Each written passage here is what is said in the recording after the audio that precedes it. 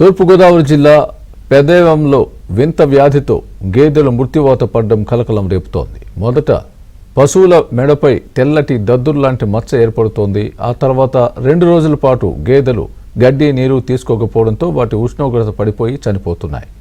ఈ నెల 13, 15వ తేదీల్లో కాకినాడ పశురోగ నిర్ధారణ సంస్థ, విజయవాడ వెటర్నరీ బయలాజికల్ రీసెర్చ్ వైద్య బృందం వచ్చి వ్యాధి సోకిన గేదెల్ని పరిశీలించి శాంపిల్స్ తీసుకువెళ్లారు. మరోవైపు తమ గేదెలు కూడా చనిపోతాయనే ఆందోళనతో 50 గేదెల్ని రైతులు విక్రయించారు.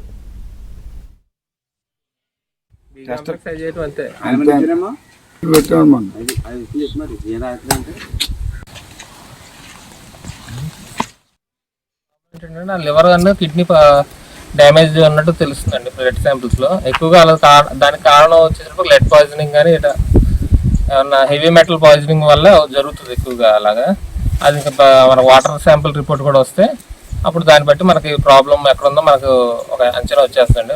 ఇక్కడ గడ్డి కూడా పంపించాం శాంపిల్ టెస్టింగ్కి. ప్రాబ్లం ఎక్కడ ఉందో మనకు అప్పుడు తెలుస్తుంది. దాన్ని బట్టి మనం చర్యలు తీసుకుని ఈ లోపు చెప్పేది ఏంటంటే ఈ చెరువులో కొంచెం నీళ్లు తాకుండా ఉంటే మంచిదండి.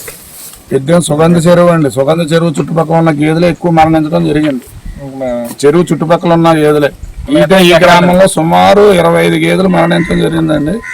25 గేదెలు కూడా చనిపోక ముందే బయటకు మరణించడం అంటే ఎక్కడ చనిపోవడం కాదు, గేదెలు చనిపోయి స్థితికి వస్తే రైతులు కళ్ళ ముందు చూడలేక బయటకు పంపేయడం జరిగింది. అలా 25 గేదెలు ఇప్పుడు దగ్గర సుమారు ఒక్కో రైతు 2 వేసి 1